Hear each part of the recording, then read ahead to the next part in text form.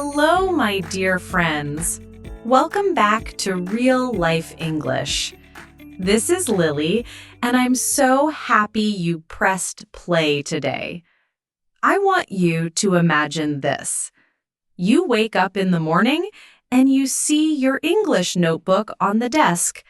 You know you should open it, but your heart says, "Oh, I feel tired. Maybe later." Have you felt this before? Or maybe you tried to watch an English video. At the beginning, you feel excited, but after a few minutes, you think, "Why is this so hard? I don't understand everything. Maybe I'm not good enough." My friend, if this sounds familiar, you are not alone. I have felt the same. Many people feel the same. And today, I want this episode to be like a warm blanket on a cold day. I don't want to just give you rules or grammar. I want to give you comfort, encouragement, and a hand to hold as we walk this journey together. Think of me not only as a teacher, but also as your companion, someone who listens, who understands, and who keeps whispering, "You can do this, step by step." So, let's take a deep breath together. Inhale and exhale. Good. Let's begin. Okay, let's talk about some methods. But I want to explain them in a way that feels soft and practical, not like a school lecture. Imagine your memory is like a small garden. If you water the plants every single minute, they don't grow faster. But if you water them at the right time, they grow strong. That's what spaced repetition does for your brain. You learn a word today, courage. You review it tomorrow, then 3 days later, then a week later. Every time, the root grows deeper.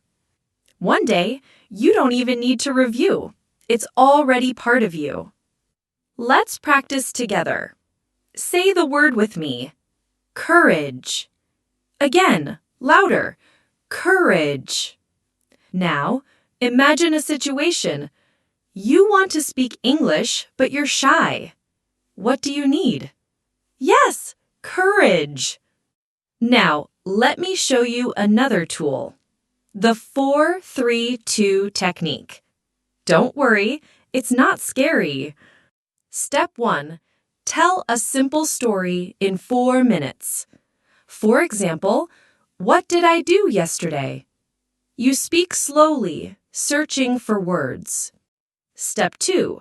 Tell the same story again, but in 3 minutes. Suddenly, your green is faster.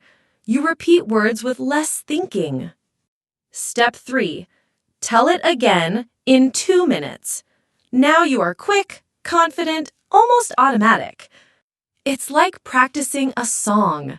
At first you play slowly, then faster, then natural. Finally, let's talk about I+1.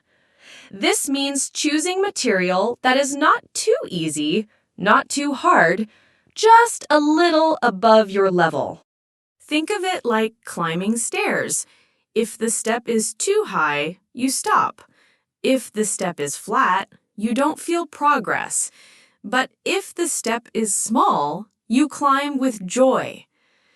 So ask yourself, is this story or video just a little challenging? Can I understand most of it but still learn something new? If yes, then it's perfect. Remember, you don't need to understand everything. Even native speakers don't understand everything. The important part is you catch the meaning and little by little, you add new bricks to your house of English. Now, let me share some personal stories. When I was learning French, I joined an online group chat. Everyone typed so fast. I read, I tried, but I was always behind. One day, I typed something wrong and someone corrected me. My face turned red, even though nobody could see me. I felt so embarrassed. That night, I almost wanted to quit, but then I remembered mistakes are part of the process. So I stayed in the group. The next week, I tried again. Slowly, my typing became smoother. After a few months, someone new joined, and I was the one helping them. That felt amazing. A while ago, one of my listeners wrote to me. She said, "Lily, I always feel stupid when I speak English. People look at me and I forget everything. I want to run away." I told her, "You are not stupid. You are brave. You are trying. And trying is already success." I suggested she record herself every day, just 1 minute, talking about anything. After 1 month, she wrote again, "Lily, I listened to my first recording and my latest one. I almost cried. I didn't know I could improve so much." Her story is your story too. You might not see progress every day, but over time, the difference is huge. So, my friend, when you feel like quitting, remember, even if today is hard, tomorrow can be brighter. Okay, before we finish, I want to give you a gentle challenge. A weekly plan. Not heavy, not stressful, just small steps. Day 1, word garden. Pick 5 new words. Write them on cards. Review them today, tomorrow, then 3 days later. Day 2, voice practice. Record yourself telling what you did yesterday. Use the 4-3-2 method. Day 3, listening time. Find a short English video or podcast. Listen once without stopping. Don't worry if you miss some words. Listen again, and this time, write down 1 or 2 new expressions. Day 4, connection day. Send a short English message to a friend or post 1 English sentence online. Just 1. Day 5, reflection. Write 3 sentences about how you feel learning English this week. Example, I felt proud today. I felt shy, but I tried. Day 6, fun day. Watch an English show, listen to a song, or read something easy. No pressure. Just enjoy. Day 7, rest. Yes, rest is part of learning. Close your books, breathe, celebrate yourself.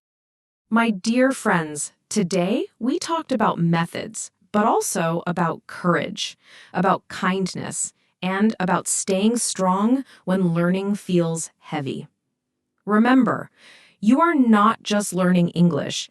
You are building a bridge to new people, new cultures, new opportunities. And I am here with you, walking beside you. So when you feel tired, listen to my voice. You are not alone. You are enough. And step by step, you will shine. Thank you for spending this time with me. If you liked today's episode, share it with a friend who also needs encouragement. And next week, we'll continue our gentle journey together. See you next time on Real Life English.